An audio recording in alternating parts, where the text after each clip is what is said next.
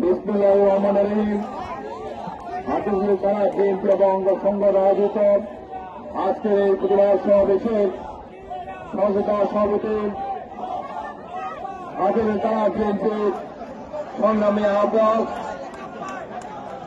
যিনি এই এলাকায় একসময় ছাত্র জেলার সাধারণ সম্পাদক ছিলেন, ছাত্র জেলার সভাপতি ছিলেন, যুব জেলার সেক্রেটারি ছিলেন, যুব জেলার সভাপতি ছিলেন, বর্তমানে হাটুগুড়ি থানা বিএনপি সংগ্রামী আহ্বায়ক মাসুম সহ এই এলাকার বিএনপির নেতৃবৃন্দ, অঙ্গ সংগঠনের নেতৃবৃন্দ এবং আমার সহযোগিতা বন্ধু এবং এই এলাকার ছাত্রদলের সাবেক সভাপতি, যুব দলের সাবেক সাধারণ সম্পাদক, সাবেক সভাপতি, মহানগর বিএনপির সাবেক নেতা রায়নী সহ সাথী বন্ধুরা সবাইকে জানাচ্ছি আমার ব্যক্তিগত পক্ষ থেকে এবং বিএনপির পক্ষ থেকে, বেগম জিয়ার পক্ষ থেকে, তার সর্বোপরি তারেক রহমানের পক্ষ থেকে সবই আমি শুভেচ্ছা অভিনন্দন।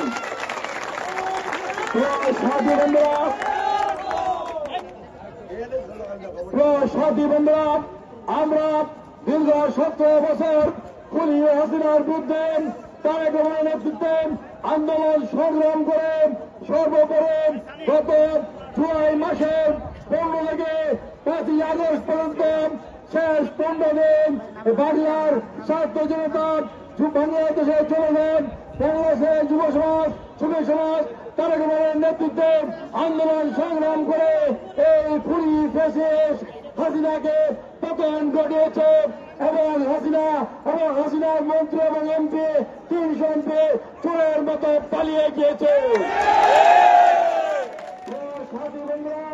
আমরা মনে করেন শেখ হাসিনা চোরের মতো পালিয়ে গেছে এবং আমাদের নেতা তারেক রহমান বিজয় বসে ইনশাল্লাহ বাংলাদেশে ফিরে আসবে।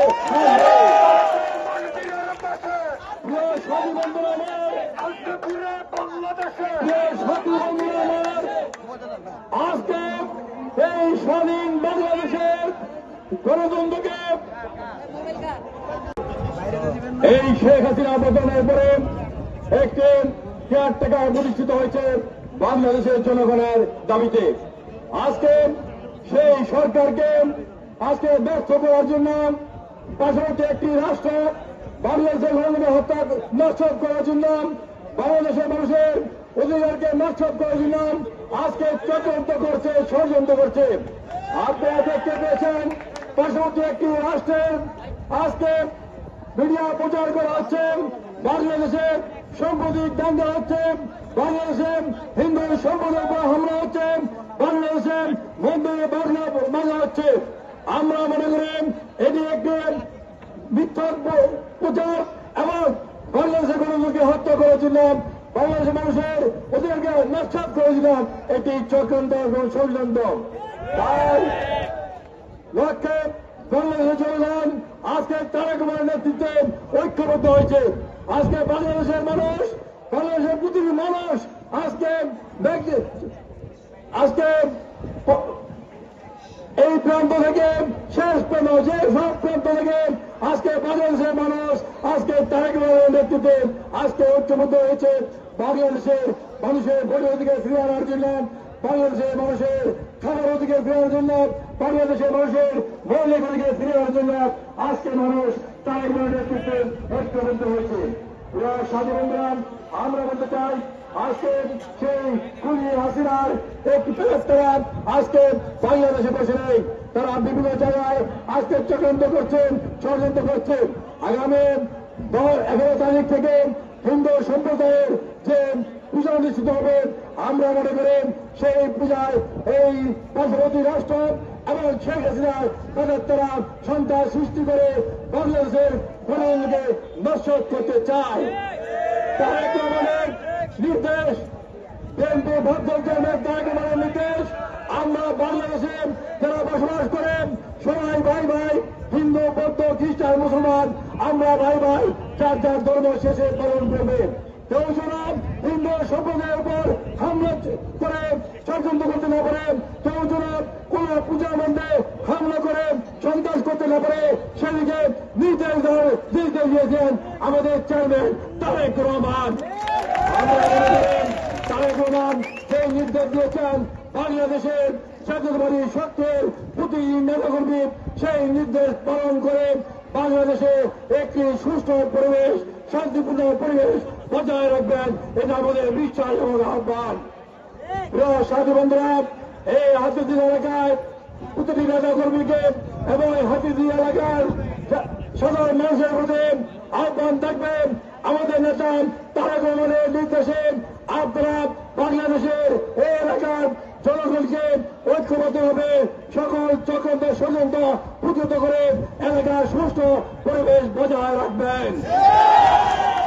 তারেক রহমানের নির্দেশ, এলাকায় কেউ যেন কোন পূজা মণ্ডপ, কোন হিন্দু বাড়ির উপর হামলা করতে না পারে সে ব্যাপারে আপনারা লক্ষ্য রাখবেন।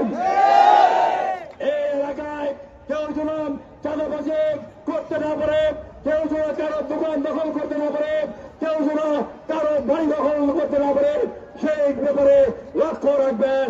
এবং যারা চাঁদাবাজি করবে, দোকান দখল করবে, বাড়ি দখল করবে, তাদেরকে গ্রেপ্তার করার জন্য প্রশাসনের বাইরের প্রতি আহ্বান জানাচ্ছে।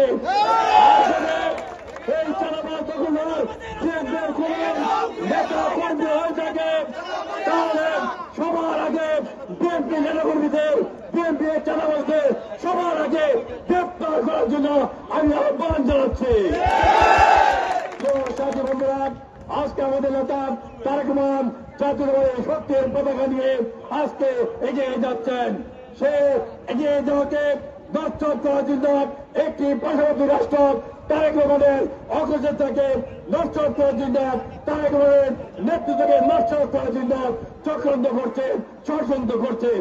আজকে তাই বাংলাদেশের জনগণের প্রতি আমার আহ্বান থাকবে, আসুন আমরা সবাই মিলে তারেক রহমানের নেতৃত্বে, তারেক রহমান জাতীয়তাবাদী শক্তির যে পতাকা নিয়ে এগিয়ে যাচ্ছে, আমরা তারেক রহমানের নেতৃত্বে সেই পতাকা তুলে ঐক্যবদ্ধ হয়ে বাংলাদেশের গণতন্ত্রকে আমরা রক্ষা করে, বাংলাদেশের সার্বভৌমত্ব রক্ষা করে, বাংলাদেশের মানুষের ভোটাধিকার ফিরে এসে এই আহ্বান জানিয়ে এবং তারেক রহমানের তারেক রহমানের সালাম জানিয়ে, তারেক রহমানের এই আহ্বান জানিয়ে আমি আমার বক্তব্য শেষ করছি। খোদা হাফেজ। বাংলাদেশ জিন্দাবাদ। বাংলাদেশ